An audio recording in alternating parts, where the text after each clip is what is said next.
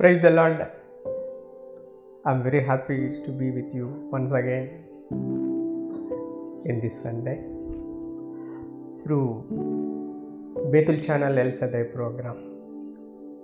మీతో నేను మరొకసారి ఇలా కలవడానికి బేతుల్ ఛానల్ ద్వారా ఎల్ షద్దై ప్రోగ్రాం నుండి మీతో మాట్లాడడానికి దేవుడు నాకు ఇచ్చినటువంటి ధన్యతకై మొట్టమొదటిగా దేవాది దేవుడైనటువంటి యేసయ్యకు కృతజ్ఞతలు తెలియజేసుకుంటున్నాను. నా వందనాలు చెల్లించుకుంటున్నాను. ఆయన్ను స్తుతిస్తున్నాను, మహిమపరుస్తున్నాను. ఘనపరచడానికి ఆయన మనకి ఏర్పాటు చేసినటువంటి ఈ మాధ్యమానికై మొట్టమొదటిగా దేవునికి కృతజ్ఞతలు తెలియజేస్తూ వీక్షిస్తున్న మీ అందరికీ ప్రభు యేసు నామంలో నా వందనాలు చెల్లించుకుంటున్నాను. మరి ముఖ్యంగా మనం వింటున్న ప్రతి మెసేజ్, ప్రతి ధ్యానాన్ని దేవుడు మనకి ఇచ్చినటువంటి ఈ అవకాశానికై మొట్టమొదటిగా ఆయన కృతజ్ఞతలు తెలియజేసుకుందాం. 35వ ఎపిసోడ్కి మనం వచ్చాం. 35 ఎపిసోడ్కి మనం వచ్చాం. అంటే 34 ఎపిసోడ్లు దాటి ప్రతి వారం మీ చెంతకు చేరడానికి మేము చేస్తున్నటువంటి ఈ ప్రయత్నంలో మీ అందరూ భాగస్వాములైనందుకే మీకు వేల స్తోత్రాలు చెల్లిస్తున్నాం. మరి ఈ ప్రోగ్రామ్స్ అన్నింటినీ చూసి చాలామందికి మీరు చేరవేస్తున్నందుకే మీకు స్తోత్రాలు. మరి ముఖ్యంగా మీ ద్వారా వాక్యము వెదజల్లబడాలంటే ఈ ప్రోగ్రామ్ని షేర్ చేయండి, సబ్స్క్రైబ్ చేయండి. మీకు తెలియని వాళ్ళకు, మీ బంధువులకు, మిత్రులకు, ఇంకా వారి బంధువులకు, వారి మిత్రులకు మీరు తెలియజేసినట్లయితే దేవుని వాక్యాన్ని మనం చాలా దూరం తీసుకెళ్ళగలం, మోసుకెళ్ళగలం, వినిపించగలం, మార్పు తేగలం, దేవుళ్ళో వారిని ఆశీర్వదించబడేలాగా చేయగలం. అది మన చేతుల్లోనే ఉంది. కాబట్టి దయచేసి షేర్ చేయండి, సబ్స్క్రైబ్ చేయండి.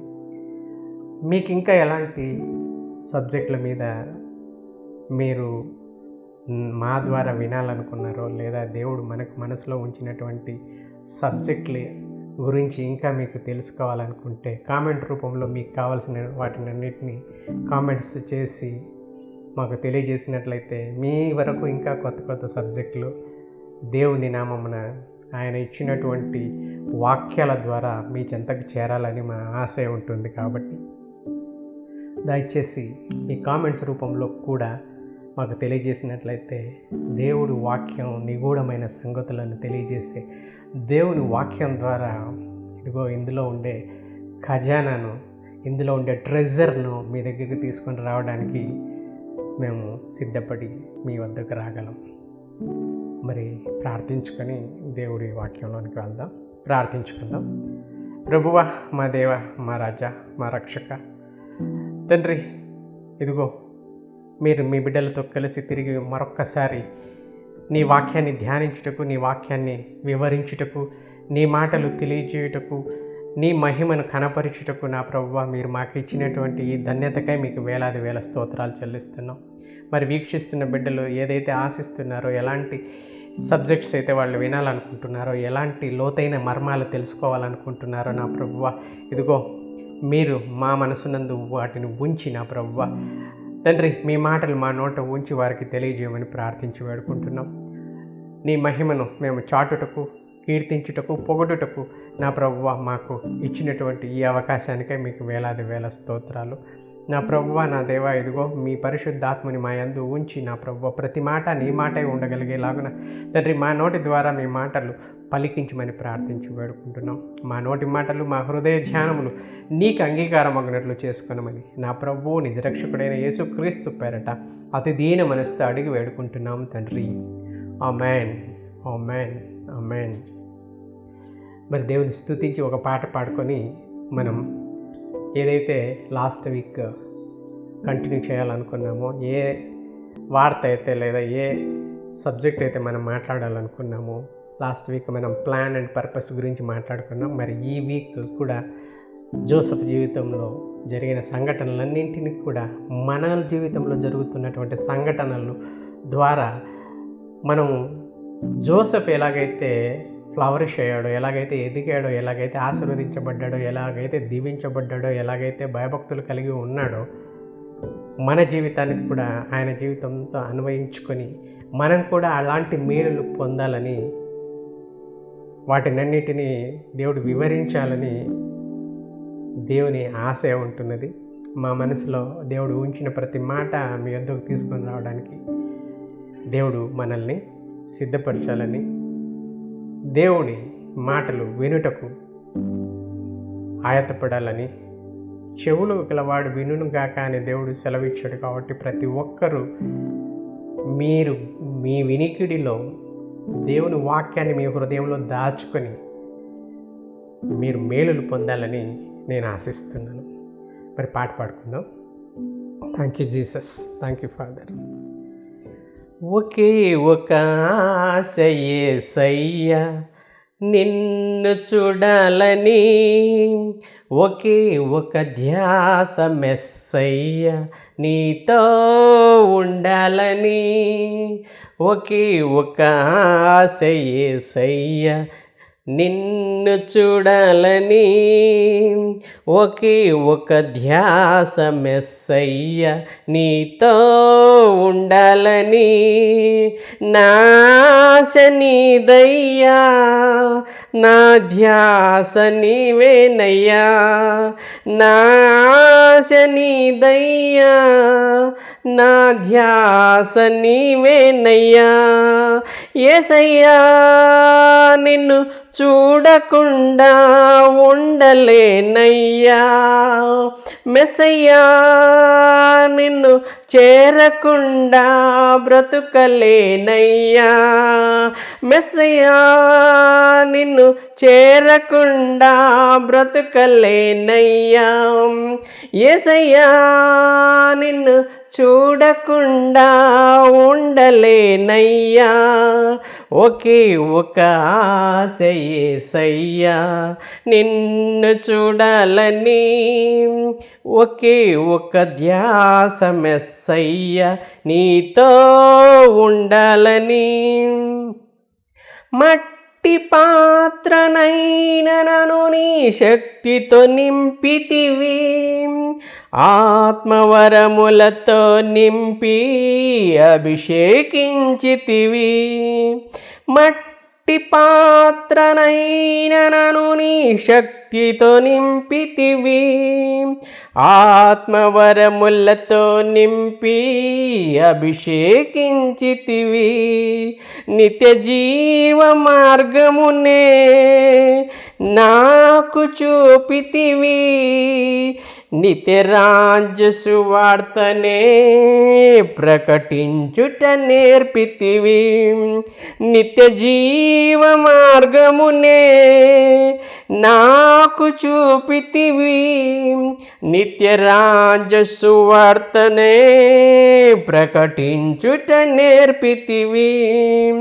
యేసయ్యా నిన్ను చూడకుండా ఉండలేనయ్యా, మెస్సయ్యా నిన్ను చేరకుండా బ్రతుకలేనయ్యా. యేసయ్యా నిన్ను చూడకుండా ఉండలేనయ్యా, మెస్సయ్యా నిన్ను చేరకుండా బ్రతుకలేనయ్యా. ఒకే ఒక ఆశ యేసయ్యా నిన్ను చూడాలని, ఒకే ఒక ధ్యాస మెస్సయ్యా నీతో ఉండాలని, ఒకే ఒక ఆశ యేసయ్యా నిన్ను చూడాలని, ఒకే ఒక ధ్యాస మెస్సయ్యా నీతో ఉండాలని. ఆపత్కాలమందు నన్ను నీ హక్కున చేర్చితివి, నేను తోడుగా ఉంటానని సహాయం చేసితివి. ఆపత్కాలమందు కష్టకాలమందునను నీ హక్కున చేర్చితివి. నేను తోడుగా ఉంటానని సహాయము చేసితివి. ఇరుకైన మార్గమునే విశాలము చేసితివి. విలువైన భాగ్యములు నా కోసమే దాచితివి. ఇరుకైన మార్గమునే విశాలము చేసితివి. విలువైన భాగ్యములు నా కోసమే దాచితివి. యేసయ్యా నిన్ను చూడకుండా ఉండలేనయ్యా. మెస్సయ్యా నిన్ను చేరకుండా బ్రతుకలేనయ్యా. యేసయ్యా నిన్ను చూడకుండా ఉండలేనయ్యా. మెస్సయ్యా నిన్ను చేరకుండా బ్రతుకలేనయ్యా. ఒకే ఒక ఆశ యేసయ్యా నిన్ను చూడాలని. ఒకే ఒక ధ్యాస మెస్సయ్యా నీతో ఉండాలని. ఒకే ఒక ఆశ యేసయ్యా నిన్ను చూడాలని. ఒకే ఒక ధ్యాస మెస్సయ్యా నీతో ఉండాలని. నా ఆశ నీదయ్యా, నా ధ్యాస నీవేనయ్యా. నా ఆశ నీవయ్యా, నా ధ్యాస నీవేనయ్యా. యేసయ్యా నిన్ను చూడకుండా ఉండలేనయ్యా. మెస్సయ్యా నిన్ను చేరకుండా బ్రతుకలేనయ్యా. యేసయ్యా నిన్ను చూడకుండా ఉండలేనయ్యా. మెస్సయ్యా నిన్ను చేరకుండా బ్రతుకలేనయ్యా. Thank you Jesus. Praise the lord. పోయిన వారం మనం ప్లాన్ ఆఫ్ గాడ్ చూసుకున్నాం, పర్పస్ ఆఫ్ గాడ్ కూడా మనం చూసాం. కొన్ని వాక్యాలు మనం చదువుకున్నాం, కొంతమంది వ్యక్తుల్ని గురించి మనం చూసుకున్నాం. Abraham, Jacob, Enoch, Noah, Ruth, Esther, David, ఇలాంటి వాళ్ళందరినీ మనం చూసుకున్నాం. ప్రతి ఒక్కరిని ఒక పర్పస్తోనే దేవుడు భూమి మీదకి తీసుకొచ్చాడు. ప్రతి ఒక్కరితో దేవుడికి ఒక ప్రణాళిక ఉంది. మరి మనం నిత్యం సేవించే, మనం నిత్యం ఆరాధించే దేవుడైనటువంటి యేసయ్య కూడా ఒక పర్పస్తోనే భూమి మీదకి వచ్చాడు. ఒక పర్పస్తోనే భూమి మీదకి వచ్చాడు. మనకు తెలుసు ఆ పర్పస్ ఏంటో.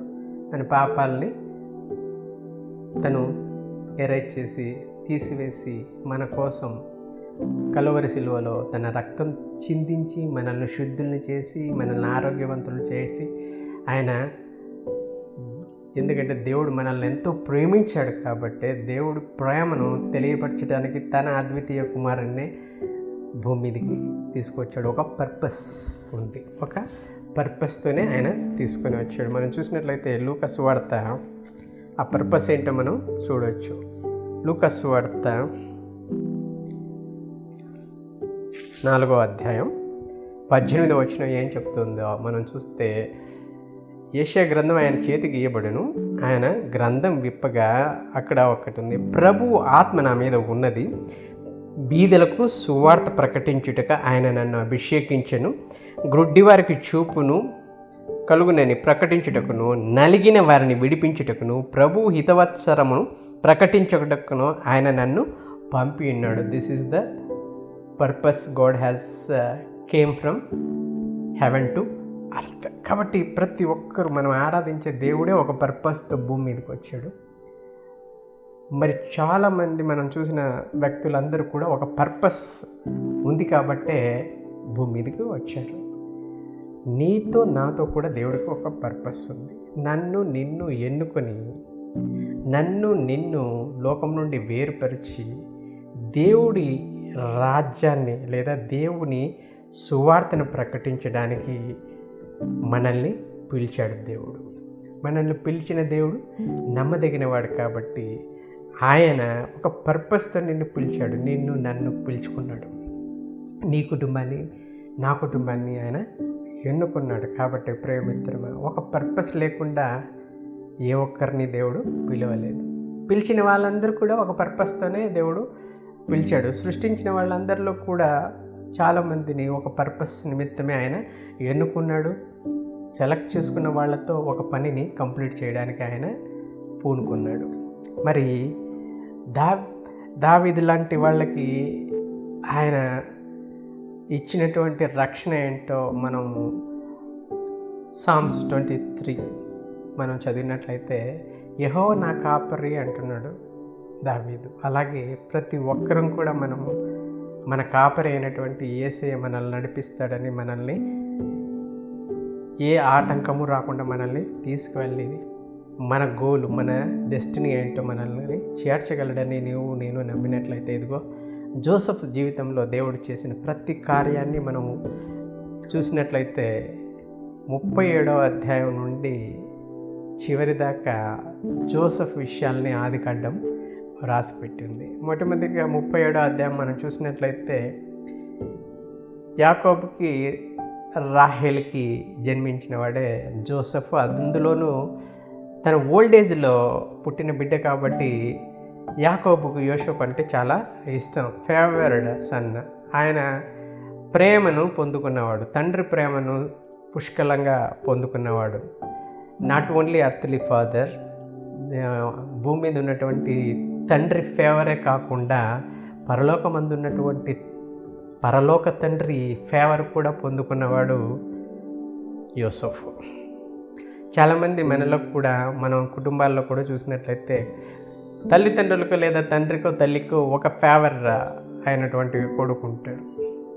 మనం పాత నిబంధనలు చూసినప్పుడు మనం చూస్తే, మనం చాలామందిని పాత నిబంధనలో కూడా చూస్తుంటాం. వాళ్ళకి ఇష్టమైన వాళ్ళు, ఒకరికి తండ్రికి ఇష్టమైతే ఒకరికి తల్లికి ఇష్టమైన పిల్లలు ఉంటారు. కానీ ఇక్కడ మనం చూస్తే యాకోబుకు ఉన్నటువంటి కుమారులలో అందరికన్నా ఎక్కువగా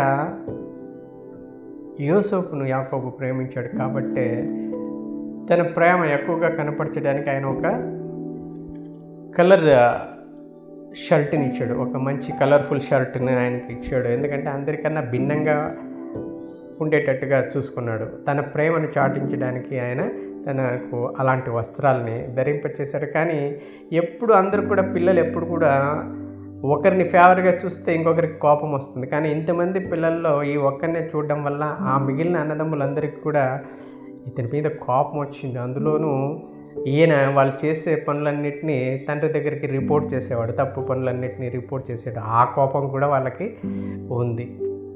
మరి ఇంకొక విషయం చూస్తే, యోసేపుకి 17 సంవత్సరాల్లో, చాలా టీనేజ్లో ఉన్నప్పుడు ఇవన్నీ జరుగుతూ వస్తున్నాయి అన్నమాట. సరే, మనం చూస్తే మనం షార్ట్ కట్ అదంతా చదివే బదులు 37వ అధ్యాయంలో కొంత భాగాన్ని మనం చూసినట్లయితే, తర్వాత తండ్రి వాళ్ళ అన్నలు గొర్రెలు మేపుతూ ఉంటే వాళ్ళ దగ్గరికి ఈయన వెళ్ళడం, ఆ తర్వాత అంతకుముందు తన కళలు వాటినన్నింటినీ వీళ్ళకి చెప్పడం, తన కళలో అందరూ కూడా తనకు నమస్కరించినట్లు, ఇన్క్లూడింగ్ ఫాదర్ మదర్ కూడా ఆయనకు నమస్కరించినట్లు ఆ కళలో ఉండే అర్థాన్ని వీళ్ళు తెలుసుకున్నప్పుడు వీడి మీద కోపం ఎక్కువైపోయింది, యేసేపు మీద కోపం ఎక్కువైపోయింది. చాలామంది మనం చూస్తుంటాం, తండ్రికి తల్లికి ఫేవర్గా ఉంటే మిగతా పిల్లలకి కోపం వస్తూ ఉంటుంది. ఏంటి వాడైనా మనం కాదా అన్నట్టుగా బిహేవ్ చేస్తుంటాం. ఒక్కోసారి కోపాలు, కక్షలు, కార్పణ్యాలు కూడా మొదలవుతాయి. వాళ్ళ మీద ద్వేషం కూడా మొదలవుతుంది. అదే రకంగా యోసేపు జీవితంలో కూడా ఈ అన్నదమ్ములు ద్వేషాన్ని పెంచుకున్నారు. సరే, వాళ్ళు రావడం మనకి ఈ కథ అంతా తెలుసు. ఎప్పుడైతే అతను రావడం చూస్తారో వాళ్ళ దగ్గరికి, వాళ్ళు వెతుక్కుంటూ వెళ్ళిన యోసేపును వాళ్ళు పట్టుకొని చంపాలనుకుంటారు. వాళ్ళ ప్లాన్ వాళ్ళు వేసుకున్నప్పుడు రూబేన్ వచ్చేసి వారిని చంపడం వలన 22వ వచనం మనం చదివినట్లయితే 37:22, రూబేను అతని తండ్రికి అతన్ని అప్పగించుటకై వారి చేతులలో పడకుండా అతన్ని విడిపింపదలచి రక్తం చిందింపకుడి అతనికి హాని ఏమీ చేయక అడవిలోనున్న ఈ గుంటలో అతన్ని పడద్రోయుడని వారితో చెప్పాను. రూబెన్ కొంచెం సాఫ్ట్ కార్నర్ కాబట్టి చంపుకోకుండా మనం will put him in pit అని చెప్పేసి అక్కడ మొదలవుతుంది. మనం కూడా చాలాసార్లు మనం గుంతలో పడిపోతాం. కొన్ని సందర్భాలు మనల్ని గుంటలోనికి నెట్టేసే సందర్భాలు కూడా మనకు వస్తాయి. ఇంకా అయిపోయింది, మన పని అయిపోయింది, గుంటలో పడ్డాం, మనం ఇంకా లేగలేము అనే ఒక సందర్భం వస్తుంది. చాలా వరకు మనం చూస్తే యోసేపు కథలో మనం చదువుకున్నట్లయితే 37 నుంచి 41 దాకా 37, 39, 40, 41 అధ్యాయాలు మనం చదివితే ఇంకా అయిపోయింది యోసేపు జీవితం అనుకున్నప్పుడు ఏదో ఒక మలుపు తిరుగుతూ ఉంది. ఇప్పుడు గుంటలో పడ్డ యోసేపు లేవనెత్తాలంటే అది అందులోనూ నీళ్లు లేని గుంటలో పడేస్తారు వాళ్ళు, డ్రై పిట్ అది. మరి ఆ పిట్ నుండి బయటపడవేయడానికి ఎలా దేవుడు ప్లాన్ వేశాడు? దేవుడి ప్రణాళిక ఏంటంటే అన్నీ కూడా మనకు అనుకూలంగా చేయాలని. ఎందుకంటే యోసేపు దైవభక్తి కలవాడు, దేవుడి భయం కలవాడు, దేవుడి మాటలు వినేవాడు, దేవుడి ఆత్మ కలిగినటువంటి వాడని వాక్యాలు ముందుగా మనం చూస్తాం. ఇది విన్నప్పుడు, ఎందుకంటే అతను ఇంకా గుంటలో పడిన తర్వాత బయటికి రావాలంటే ఎవరు అతన్ని తీసేవాళ్ళు లేరు. కానీ కొంతమంది అరబ్బీలు అక్కడి నుంచి వస్తూ ఉన్నప్పుడు కొంతమంది అక్కడ వంటల మీద వాళ్ళకి కనపడినప్పుడు రూబెన్ లేదా మిగతా వాళ్ళలో కొంతమంది ఏం చెప్తారంటే, why don't we sell this fellow, వీడిని ఎందుకు మనం అమ్మకూడదు, ఎందుకంటే ఎంతైనా వాడు మన తమ్ముడు కదా, వాడిని చంపడం కన్నా వాడిని మనం ఒక వర్తకులకు అమ్మేద్దాం అనేసి అక్కడి నుంచి అతన్ని వర్తకులకు అమ్మేస్తారు. ఇక్కడ దేవుడు ఒక చిన్న దారి చూపించాడు. మనం చూస్తే దేవుని ప్రేమించే వారికి, అనగా ఆయన సంకల్పం చొప్పున పిలువబడిన వారికి ఒక సంకల్పం ఉంది కదా. యోసేపుతో ఒక కార్యాన్ని, ఒక పర్పస్ ఉంది, యోసేపుతో చేయాల్సిన పర్పస్ ఒకటి ఉంది. కాబట్టి ఖచ్చితంగా దేవుడు అనుకూలంగా మేలు చేయడానికి కొంతమంది వర్తకులు అటువైపు వచ్చినప్పుడు అన్నదమ్ములు వీళ్ళు అతన్ని ఆ వర్తకులకు అమ్మేసిన తర్వాత వాళ్ళు ఆయన ఈజిప్ట్ తీసుకెళ్ళి బానిసగా పోతిఫరుకు అమ్మేస్తారు. ఫరో గారి దగ్గర ఒక మంచి అధికారి.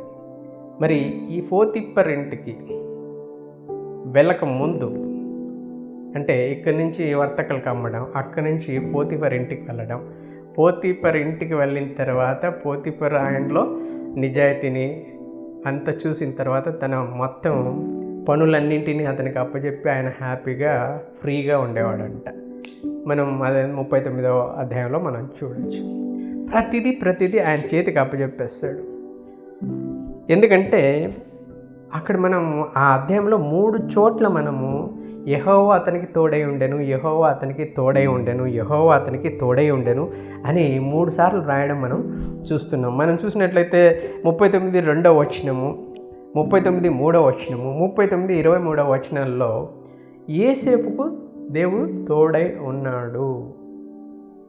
యోసేపుకు దేవుడు తోడై ఉన్నాడు కాబట్టే పిట్టిలో పడినప్పటికీ, వర్తకులు అమ్మేసినప్పటికీ, బానిసగా వచ్చినప్పటికీ ఆయనకు ఒక అధికారాన్ని పోతిఫర్ కూడా ఇచ్చాడు.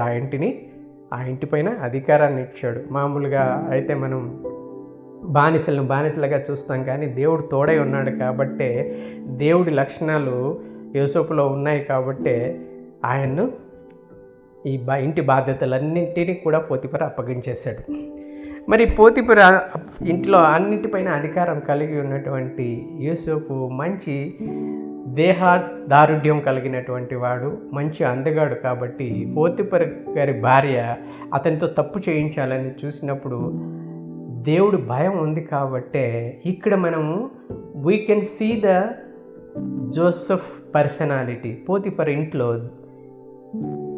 మనం యోసేపు యొక్క పర్సనాలిటీ చూడవచ్చు. ఎందుకంటే నాట్ అవుటర్ అపియరెన్స్, ఈ ఇన్నర్ వ్యక్తిత్వం, ఆయన వ్యక్తిత్వం మనం చూస్తే ఆయన ఏమంటున్నంటే, నీవు అతని భార్య అయినందున నాతో వచ్చి శయనించు అని చెప్పినప్పుడు పోతిఫర్ గారి భార్య, కానీ అతనికి ఇంటి పైన అన్నిటి మీద హక్కు ఉంది, అన్నిటిపైన అతను ఏం చేసినా ఎవరు ఏం చేయలేరు. ఇప్పుడు తప్పు చేసే అవకాశం ఉన్నప్పుడు కూడా చాలామంది ఇట్లాంటి అవకాశాలు దొరికితే తప్పులు చేస్తారు. కానీ దేవుడు భయం ఉంది కాబట్టి, దేవుడు తనతో ఉన్నాడు కాబట్టి యోసేపు తన వ్యక్తిత్వాన్ని, తను ఎంత దేవుడికి భయపడతాడు అనే విషయాన్ని మనం 9వ వచనం 39వ అధ్యాయం 9వ వచనం చూసినట్లయితే, నీవు అతని భార్య అయినందున, యోసేపు పోతిఫరు గారి భార్యతో చెప్తున్నాడు ఏమని, నీవు అతని భార్య అయినందున నిన్ను తప్ప మరి దేనిని నాకు అప్పగింప ఉండలేదు. అన్నిటినీ అప్పగించేశాడు పోతిఫరు. మీ ఇంట్లో ఉంటే ప్రతి నౌకరు మీద, ప్రతి ఇంటి మీద, ప్రతి ఆఫీస్ పనిలో అన్నింట్లో నాకు అధికారం ఇచ్చాడు, కానీ నిన్ను నాకు అప్పగించలేదు. కాబట్టి నేనెట్లు అంత ఘోరమైన దుష్కార్యం చేసి, ఇట్లాంటి పని చేసి దేవునికి విరోధంగా, నేను దేవునికి శత్రువు కావాలని నేను అనుకోవడం లేదు. దేవుడు నాకు మిత్రుడు. దేవునికి నేను విరోధంగా ఏది చేయను, ఎందుకంటే ప్రతిదీ ఆయన చూస్తున్నాడు. ఒకవేళ మనుషులు చూడలేరని నేను తప్పు చేసినప్పటికీ కూడా, కానీ ఒక వ్యక్తి ఉన్నాడు నన్ను చూడడానికి, ఒక పైన నా పైన కనుదృష్టి ఉంచి నన్ను చూసేవాడు ఒకడున్నాడు. దేవునికి విరోధంగా పాపము కట్టుకొందునని తన యజమాని భార్యతో నేను. ఇక్కడ సింపుల్గా చెప్పాలంటే హీ షోయింగ్ హిజ్ పర్సనాలిటీ. దేవుడు అంటే భయం ఏంటో చూపిస్తున్నాడు. ఇది మనం చూసినప్పుడు ఒక మాట జ్ఞాపకం వస్తుంది. యెషయా 66వ అధ్యాయం, యెషయా 66వ అధ్యాయం 2వ వచనం, యెషయా 66వ అధ్యాయం 2వ వచనంలో 2వ భాగం మనం చూసినట్లయితే, 66వ అధ్యాయం 2వ వచనంలో 2వ భాగం మనం చూసినట్లయితే, యెషయా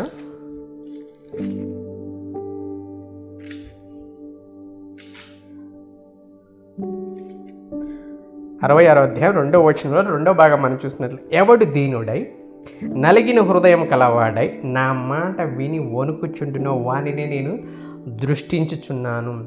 ఇక్కడ మనం యోసేపుని చూస్తే దేవుడికి భయపడుతున్నాడు, దేవునికి విరోధంగా ఉండదలుచుకోలేదు, దేవుడికి ఫేవర్గా ఉండాలనుకుంటున్నాడు, దేవుని ఫేవర్ నా మీద ఉండాలనుకుంటున్నాడు, కాబట్టే తప్పు చేయడం లేదు. చాలామంది మనలో ఇది మర్చిపోతున్నారు. మనకు ఇలాంటి అవకాశాలు దొరికినప్పుడు మనం తప్పు చేయడానికి వెనక తీయడం లేదు, కానీ నువ్వు చేసే తప్పును దేవుడు చూస్తున్నాడనే విషయాన్ని మర్చిపోతున్నాం. అందుకే అంటాడు, ఎవడు దీనుడై నలిగిన హృదయం కలవాడై నా మాట విని వణుకుచుండునో. దేవుడి మాట అంటే యోసేపుకి అంత భయం, దేవుడు అంటే అంత ఇష్టం. దేవునికి విరోధంగా ఏ తప్పు చేయడానికి యోసేపు ఇష్టపడడం లేదు. కాబట్టి ఎవడు దీనుడై నలిగిన హృదయం కలవాడై నా మాట విని వణుకుచుండునో వానినే నేను దృష్టించదను. అందుకే యోసేపును దేవుడు దృష్టించాడు కాబట్టి, దేవుని దృష్టి యోసేపు మీద ఉంది కాబట్టి ఇదిగో ఈ తప్పు చేయలేదు. కానీ అక్కడ ఒక చిన్న డ్రామా జరిగింది కదా, ఆవిడ చేతిలో ఆయన షర్ట్ ఉండిపోవడం, తర్వాత భర్త వచ్చినప్పుడు చెప్పడం, తర్వాత పోతిఫరు యోసేపుని తీసుకెళ్ళి జైల్లో పెట్టడం, prison. See here we have seen 3 things. One is pit. After pit he suffered long pain. చాలా బాధపడి ఉంటాడు ఆయన. తర్వాత పోతిఫర్ ఇంటికి వచ్చేసాడు. పోతిఫర్ ఇంటిలో జరిగిన సంఘటన ద్వారా పర్సనాలిటీ ఏంటో ఇంకొక అనదర్ పర్సనాలిటీ ఏంటో మనకు తెలిసింది. ఆ తర్వాత ఆ జరిగిన సంఘటన ద్వారా హీ వెంట్ టు ప్రిజన్కి వెళ్ళాడు, బాగానే ఉంది. ప్రిజన్లో వేయబడ్డ తర్వాత 40వ అధ్యాయం మనం చూసినట్లయితే 40వ అధ్యాయంలో ఆయన ఒక జైలుకు వెళ్ళడం, ఆ తర్వాత జైల్లో ఉన్న అధికారికి ఆ 39వ అధ్యాయంలోనే 23వ వచనం మనం చదువుకుంటే, యెహోవా అతనికి తోడైండెను గనుక ఆ చెరసాల అధిపతి ఎక్కడైతే ప్రిజన్లో ఉన్నాడో ఆ చెరసాల అధిపతి అతని చేతికి అప్పగింపబడిన దేని గూర్చి విచారణ చేయకుండెను, అతడు చేయనది యావత్తు యెహోవా సఫలమగునట్లు చేశాను. కాబట్టి అక్కడికి వెళ్ళినా కానీ ఖైదీల మీద కూడా యోసేపు చేతికి అప్పగించాడంట. ఆ జైలు అధికారి, చెరసాల అధిపతి ఆ చెరసాలలో ఉన్న ఖైదీలందరినీ యోసేపు చేతికి అప్పగించాను. అక్కడ ఏం చేసిరో అదంతా అతడే చేయించువాడు. అక్కడికి వెళ్ళి ప్రిజనర్గా ఒట్టి ఖైదీగా ఉండలేదు, కానీ ఆ జైలు అధికారి ఏం చేశాడంటే ఒక చిన్న పవర్ ఇచ్చాడు. అక్కడున్న ఖైదీలందరినీ చూసుకోవడానికి ఖైదీలందరినీ కూడా అతని చేతికి అప్పచెప్పాడంటే ప్రిజన్లో కూడా పవర్ జోసెఫ్కి ఇచ్చాడు. Again one more power. మనల్ని మనం కూడా చూస్తుంటాం కొన్ని చోట్ల. మన ప్రవర్తనను, మన నడవడికను, మన చేసే మంచి పనులు చూసి కొంతమంది మన మీద నమ్మకం ఉంచి వారు చేసే పనులను మనం సహాయం చేసేటట్టుగా మనల్ని వాడుకునే వాళ్ళు కూడా చాలామంది ఉంటారు. జోసెఫ్ జీవితంలో జరిగిన ప్రతి ఒక్కటి మనం ఎవరికో ఒకరికి లింక్ అయి ఉంటుంది. మన ప్రవర్తన ఎలా ఉంది? యోసేపు లాగా ఉందా? దేవుడికి భయపడుతున్నామా? దేవుడు మనల్ని గుంటల నుంచి పైకి తీస్తున్నాడా? మనల్ని సరైన చోటికి నడిపిస్తున్నాడా? సరైన అధికారుల చేతిలో మనం పడుతున్నామా? ఇవన్నీ కూడా మనం చూసినట్లయితే ఎక్కడో ఒక చోట మనం లింక్ అయి ఉంటున్నాం. మరి ప్రియమిత్రమా, నీ స్థితి నా స్థితి ఏంటి? నీకు అప్పచెప్పిన పనిని శక్తి లోపం లేకుండా చేస్తున్నామా? దేవుడు వాక్యం సెలవిస్తుంది, నీ చేతికి అప్పగించిన పనిని శక్తి లోపం లేకుండా చేయమంటుంది. ప్రసంగి 9వ అధ్యాయం 10వ వచనం మనం చూసినట్లయితే, ప్రసంగి 9వ అధ్యాయం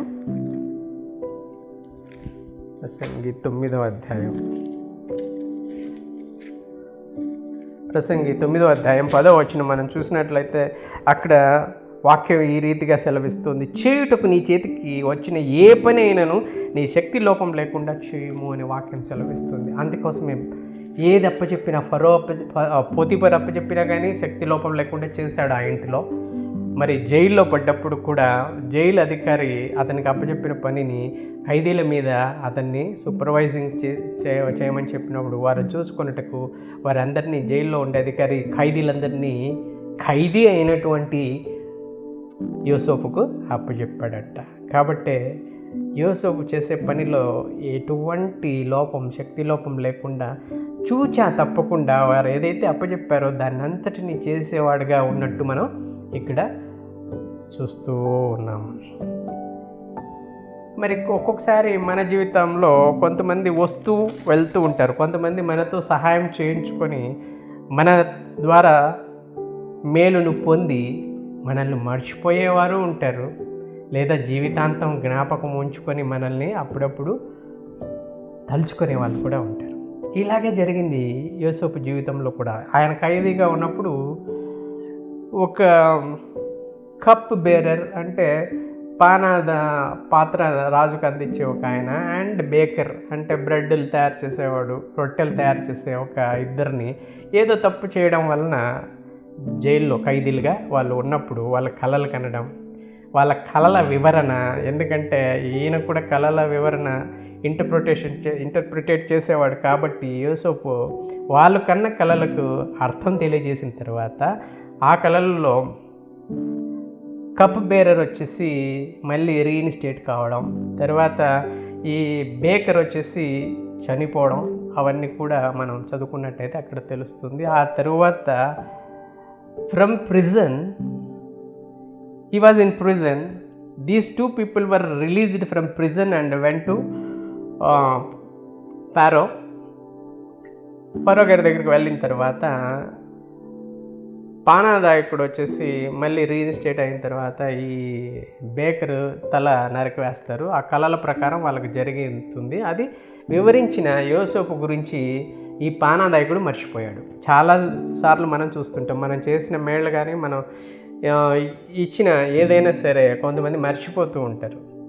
మళ్ళీ ఈ సమయం వచ్చేందరు కొంతమంది మన జీవితాల్లోకి వచ్చి వెళ్తూ ఉంటారు, కానీ వాళ్ళ ద్వారా ఒక్కొక్కసారి మనకి ఏం జరగదు. కానీ కొంతమంది ద్వారా వచ్చి వెళ్ళిన వాళ్ళ ద్వారా మనకు ఒక్కొక్కసారి మేలు కూడా జరుగుతుంది. ఈ పానాదాయకుడు జోసెఫ్ జీవితంలోకి వచ్చి వెళ్ళిన తర్వాత రాజుగారు కూడా కలలు కన్నారు. ఆ రాజుగారు కన్న కళలకి ఎవరు కూడా దాని వివరణ ఇవ్వలేకపోయారు, దాని కళ భావం ఎవరు కూడా చెప్పలేకపోయారు. అప్పుడు ఈ పానాదాయకునికి జ్ఞాపకం వచ్చింది, అయ్యా నేను జైల్లో ఉన్నప్పుడు so and so person he has revealed some interpretations about my dream. నేను కన్న కళలకు కళల భావం చెప్పగలవాడు ఇట్లా మన జైల్లోనే ఉన్నాడు, ఆయన పోతిఫర్ ఇంట్లో ఉన్నప్పుడు ఇట్లా అన్ని వివరాలు చెప్పిన తర్వాత దెన్ రాజు అతన్ని రమ్మంటాడు. రాజు రమ్మని చెప్పి తన కళల భావాలని తనతో చెప్పినప్పుడు దాన్ని వివరించగలవని నేను నమ్ముతున్నాను అన్నప్పుడు, కానీ యోసేపు ఒక ఆన్సర్ ఇచ్చాడు. Now he came out from prison, now he is in palace. Pit నుంచి అక్కడ మనం చూసాం పోతిఫర్ ఇంటికి వెళ్ళాడు. పోతిఫర్ ఇంటి తర్వాత ప్రిజన్కి వెళ్ళాడు. ప్రిజన్ తర్వాత now he is in palace. ప్యాలెస్కు పిలిపింపబడ్డాడు. ఎవరైతే మన జీవితంలో ఎంటర్ అవుతారో వాళ్ళ ద్వారా కూడా మనకు మేలు జరుగుతుంది. ఈ పానాదాయకుడు యోసేపు జీవితంలోకి వచ్చిన తర్వాత ఈ కలల భావాన్ని తెలియజేయడానికి రాజుగారి దగ్గర యోసేపు గురించి మాట్లాడాడు. చూసారా, కొంతమంది ఊరికనే వచ్చి వెళ్ళరు మన జీవితంలోకి. దేవుడు అలౌ చేస్తాడు. అన్నీ కూడా మేలు జరుగుటకు సమస్తము సమకూడి జరుగును. ఇదిగో ఈ పానాదాయకుడు రావడం వలన ఈ జోసెఫ్కి మేలు జరిగడానికి అన్నీ కూడా సమకూర్చి జరిగించే దేవుడు యోసేపుతో ఉన్నాడు. కాబట్టి యోసేపు from prison to palace, he went to palace. అక్కడికి వెళ్ళిన తర్వాత మనం చూస్తే రాజుగారు అడుగుతారు, నీ కలల భావం నువ్వు చెప్పగలవని ఇట్లా సో పీపుల్ చెప్పారు అంటే, అప్పుడు 16వ వచనం 41:16 వచనంలో, నా వలన కాదు, నేను కాదు, దేవుడే ఫరోకు క్షేమకరమైన ఉత్తరం ఇచ్చునని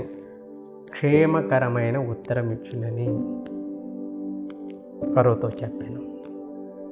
ఇది కూడా కొంతమంది మనం ఉంటాం కదా, మనలో చాలామంది కొంత తెలిస్తే నేను అన్నీ చెప్పగలను, నాకే తెలుసు, నా వల్లనే ఈ హీలింగ్స్ వస్తున్నాయి, నా వల్లనే మీరందరూ బాగుపడ్డారు, నేను ప్రీచ్ చేయడం వల్లే మీకు ఇది వచ్చింది, కాబట్టి నేనే. No, don't tell like that. నీకు జ్ఞానం ఇచ్చిన దేవుణ్ణి నువ్వు ముందు పెట్టుకున్నట్టయితే, ఇదిగో నేను కాదు, నేను బోధించడం లేదు, ప్రతి మాట నా దేవుడి మాట ఉంది, నిన్ను మార్చే మాట దేవుడి మాటే తప్ప మనుషుని మాట కాదు అని ఎప్పుడైతే నువ్వు ఎరిగి నువ్వు ప్రవర్తిస్తావో, ఇదిగో నా వలన కాదు, దేవుడే ఫరోకి క్షేమకరమైన సమాచారం లేదా క్షేమకరమైనటువంటి ఉత్తరం ఇచ్చిందని ఫరోతో ఎలాగైతే యోసేపు చెప్పాడో అలా చెప్పగలిగే స్థితిలో నువ్వు ఉన్నట్టయితే దేవుడు చూస్తాడు.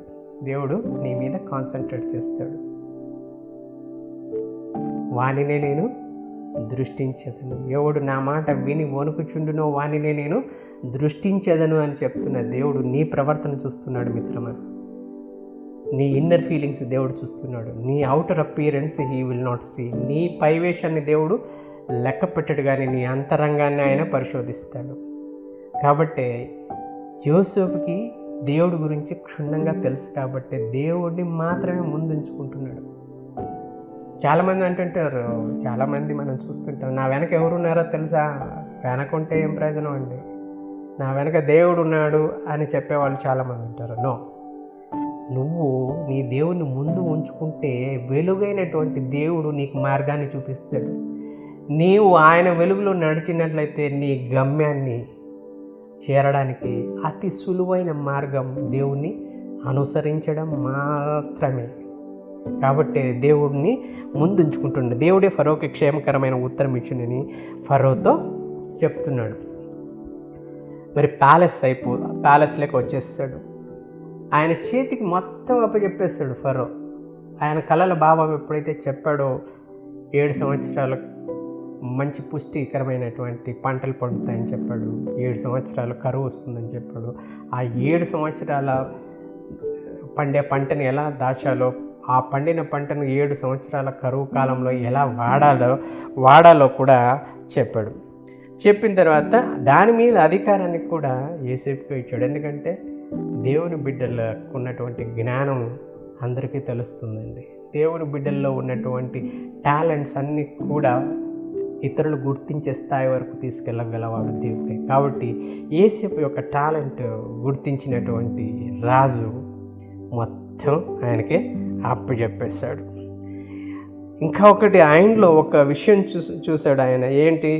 ఇతని వల్లే మనం 38వ వచనం చూసుకున్నట్లయితే, ఇతని వల్లే దేవుని ఆత్మ గల మనిషిని కనుగొనగలమా అని ఫరో చెప్తున్నాడు. ఇట్లాంటి ఆత్మ దేవుని ఆత్మ కలిగినటువంటి వాడు. ఎందుకంటే ఆయనలో ఉండే ప్రతిదీ 7 సంవత్సరాల కరువు కాలాన్ని ఎలా మనం అధిగమించాలో మనం 29వ వచనం మనం చూసినట్లయితే, ఇదిగో ఐగుప్తు దేశం అంతటను బహు సమృద్ధిగా పంట పండు 7 సంవత్సరములు వచ్చుచున్నవి, మరియు కరువు గల 7 సంవత్సరములు వాటి తరువాత వచ్చును.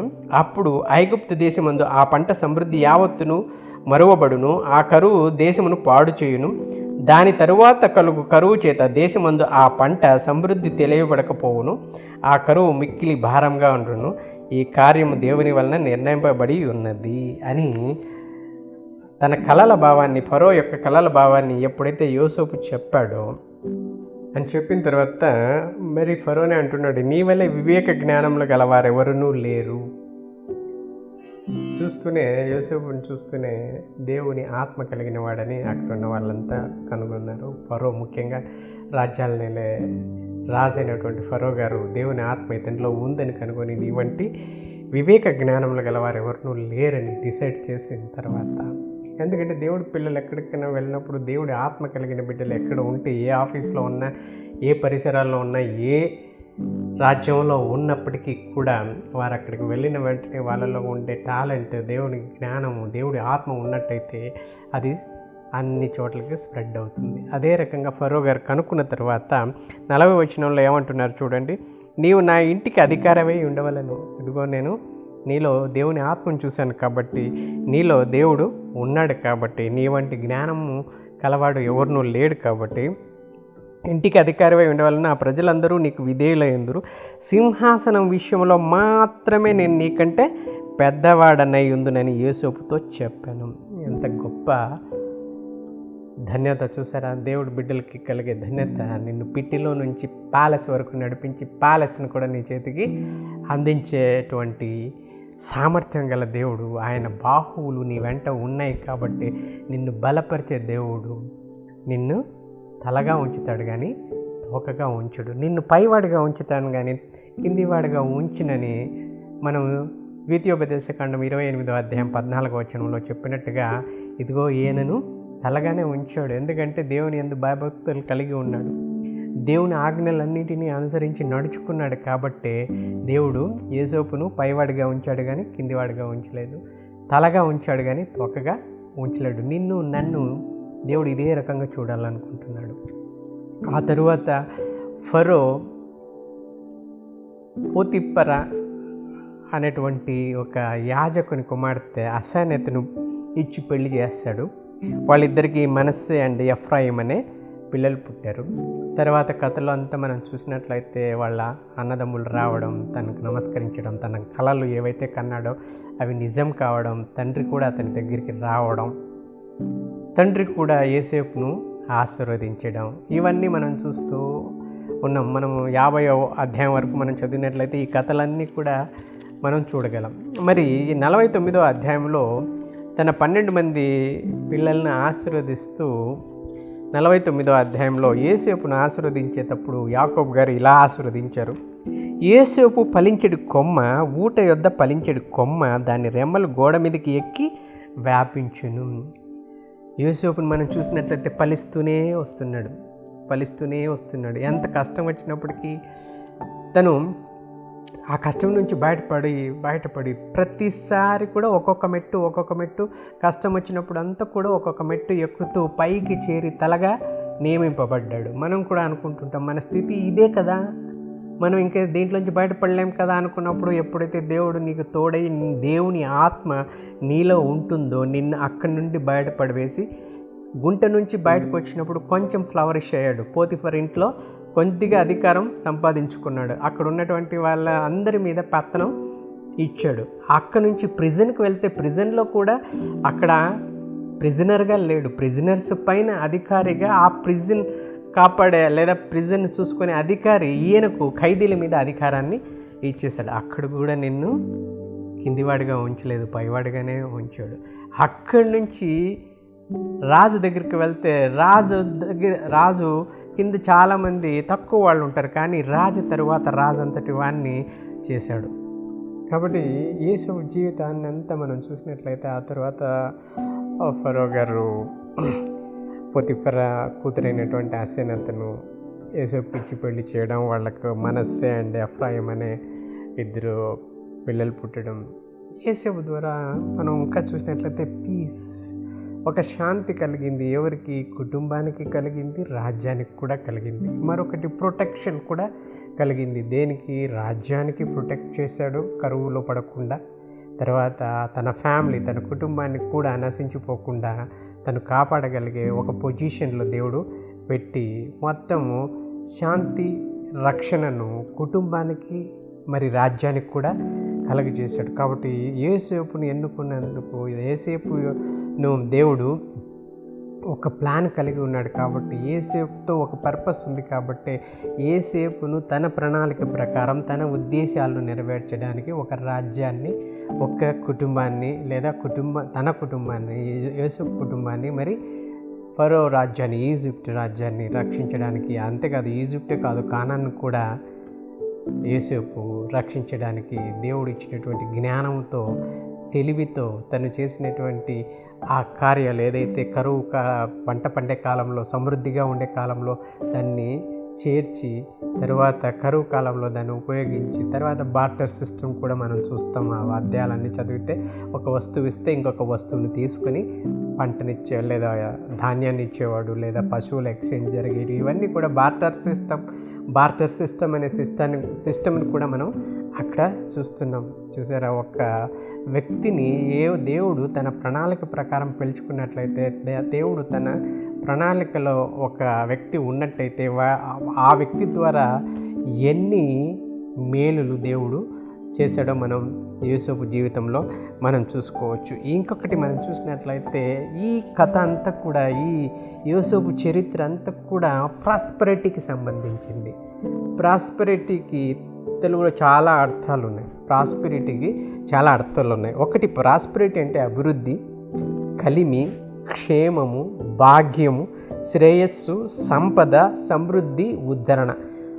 ఆ ఒక్క పదంలో, ప్రాస్పెరిటీ అనే పదంలో యోసేపు జీవితాన్నంతా మనం చూడొచ్చు. అభివృద్ధి చూస్తున్నాం, యోసేపు ఎలా అభివృద్ధి చెందాడో చూసాం. కలిమిలోకి ఎలా వెళ్ళాడో, లేమి నుండి కలిమిలోకి ఎలా వెళ్ళాడో చూస్తున్నాం. క్షేమాన్ని ఎలా దయచేశాడో చూస్తున్నాం. భాగ్యం పొందాడు.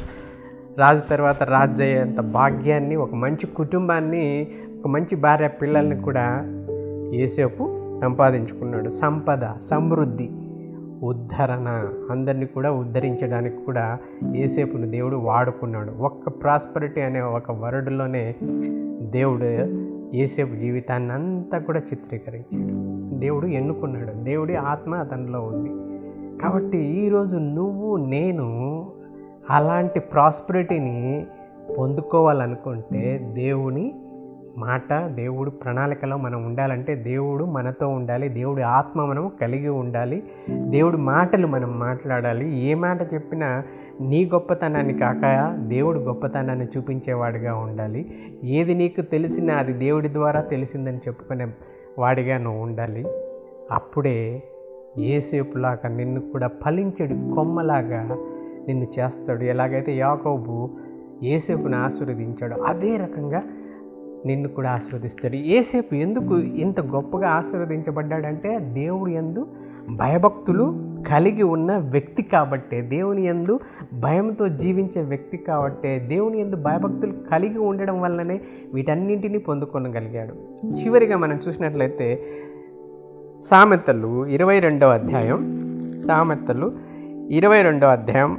4వ వచనం మనం చూసినట్లయితే ఎందుకు యోసేపు వీటన్నింటినీ పొందుకున్నాడంటే, మొట్టమొదటిగా యెహోవాకు దేవుడు అంటే భయం ఉంది. మనం చూసాం, నువ్వు దేవునికి భయపడవా, నేను దేవుడి దృష్టిలో నేను దేవునికి విరోధిని కాదలుచుకోలేదు అని పోతిఫర్ ఇంట్లో చెప్పడం మనం చూస్తున్నాం. పోతిఫర్ భార్యతో యోసేపు చెప్పడం మనం చూస్తున్నాం. అంటే దేవుడికి భయపడే వ్యక్తిగా యోసేపు ఉన్నాడు కాబట్టే ఈ సామెతలు 22వ అధ్యాయం 4వ వచనంలో యెహోవా యందు భయభక్తులు కలిగి ఉండుట వినయమునకు ప్రతిఫలము. విధేయుడై ఉన్నాడు, అధికారికి విధేయుడై ఉన్నాడు. అధికారి అన్నింటినీ ఏదైతే అప్పచెప్పాడో దాని మీద అధికారి ఉన్నాడు. కానీ తన భార్య మీద, యజమానుని భార్యను ఎలా గౌరవించాలో తెలుసుకున్నాడు. కాబట్టి కలిగి ఉండుట వినయమునకు ప్రతిఫలం. దేవుడి యందు భయభక్తులు కలిగి ఉన్నాడు కాబట్టి అంత వినయంగా ఉన్నాడు.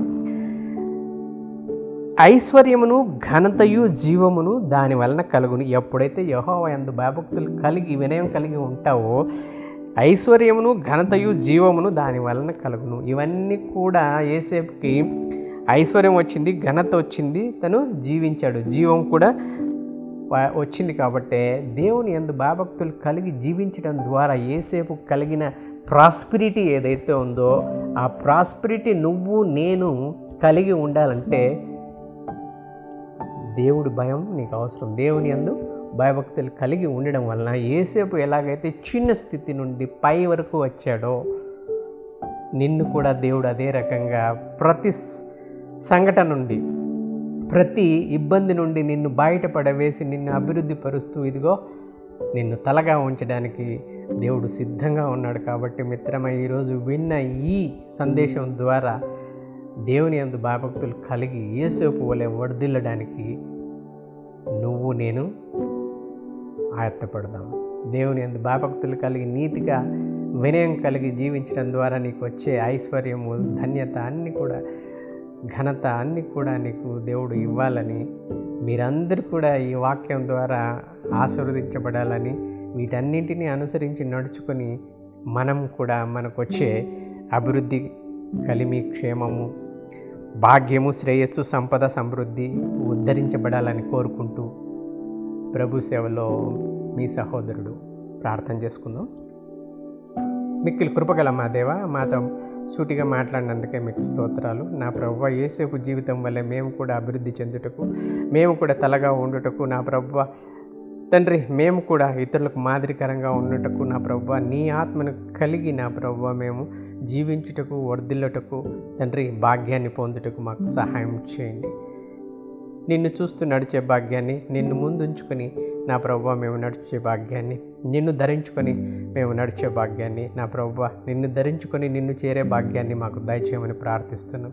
నా ప్రభువా విన్న ప్రతి ఒక్కరిని నా తండ్రి వారి వినికిడిలో వాళ్ళని బలపరిచి తండ్రి వాళ్ళని ఆశీర్వదించమని ప్రార్థించి వేడుకుంటున్నాం. ప్రతి బిడ్డ నీ వైపు తిరిగి నా ప్రభువా యోసేపు వలె ఫలించుటకు సహాయం చేయండి. మాకు లేని తండ్రి వాటినన్నింటినీ మీరు దయచేయమని ప్రార్థిస్తున్నాం. నా ప్రభువా నా దేవ, నీ బలిష్టమైన రెక్కల కింద మేము తండ్రి దీనులమై ఉండగలిగేలాగా చేయండి. నా ప్రభువా నా దేవ, ఇదిగో వినయ సంపదను మేము కలిగి ఉండుటకు మాకు సహాయం చేయండి. నీ యందు భయభక్తులు కలిగి ఉండే భాగ్యాన్ని మాకు దయచేయండి. నా ప్రభువా యోసేపు వలె నా ప్రభువా తలగా ఉండుటకు మాకు సహాయం చేయండి. మేము పైవారిగా ఉండుటకు మాకు సహాయం చేయండి. నా ప్రభువా ఇదిగో తండ్రి, యోసేపుని ఏ విధంగా అయితే ఆశీర్వదించావో తండ్రి, ఏ విధంగానైతే మీరు మీ మార్గంలో నడిపించారో నా ప్రభువా, ఏ విధంగానైతే తండ్రి ప్రతిదీ ఆయనకు అనుకూలంగా చేసి తండ్రి ఇదిగో నా ప్రభువా మీరు చెప్పినట్టుగా నా తండ్రి దేవుని ప్రేమించే వారికి అనగా ఆయన సంకల్పం చొప్పున పిలువబడిన వారికి మేలు కలుగుటకు సమస్తము సమకూడి జరుగునని సెలవిచ్చి ఉంటున్నారు. నా ప్రభువా ఇదిగో యోసేపు జీవితంలో నా ప్రభువా మీరు సమస్తాన్ని సమకూడి జరిగించినట్లు తండ్రి వింటున్న చూస్తున్న వారందరిలో కూడా తండ్రి ప్రతిదీ వారికి అనుకూలంగా దయచేయమని ప్రార్థించి వేడుకుంటున్నాం. నా ప్రభువా నా దేవ, ఇదిగో మా మాటలన్నీ కూడా నా ప్రభువా మీకు ఇష్టంలో ఉంటున్నామని మేము అనుకుంటున్నాం. నా తండ్రి మా నోటి మాటలు, మా హృదయ ధ్యానములు నీకు అంగీకారం అగినట్లు చేసుకున్నందుకే మీకు వేల స్తోత్రాలు. మరి మాలో నూతనముగా తండ్రి ఉన్నటువంటి మా ఆత్మను నా ప్రభువా అభివృద్ధి పరచమని ప్రార్థించి వేడుకుంటున్నాం. ప్రతి ఒక్కరికి నీ ఆత్మతో నింపి నా ప్రభువా ఫలింపచేయమని మా ప్రభువు నిజ రక్షకుడైన యేసుక్రీస్తు పేరట అతి దీన మనసుతో అడిగి వేడుకుంటున్నాం తండ్రి. ఆమేన్, ఆమేన్. ప్రియమిత్రమా, మరి ఇంకొక వారం రోజులు మనం దేవుని మాటలు వినడానికి సిద్ధపడదాం. మరి వచ్చే వారం ఇంకొక సబ్జెక్టుతో మీ ముందుకు రావడానికి నేను సిద్ధంగా ఉన్నాను. మరి దేవుడి ఆత్మ మనలో ఉండి మనల్ని నడిపించాలని, మనతో ఉండి మనల్ని సమృద్ధిగా దీవించాలని, మనలో ఉండి మనకు మేలుకరమైన వాటినన్నింటినీ జరిగించాలని కోరుకుంటూ ప్రభు సేవలో మీ సహోదరుడు Prabhakar M. Praise the lord. Praise the lord.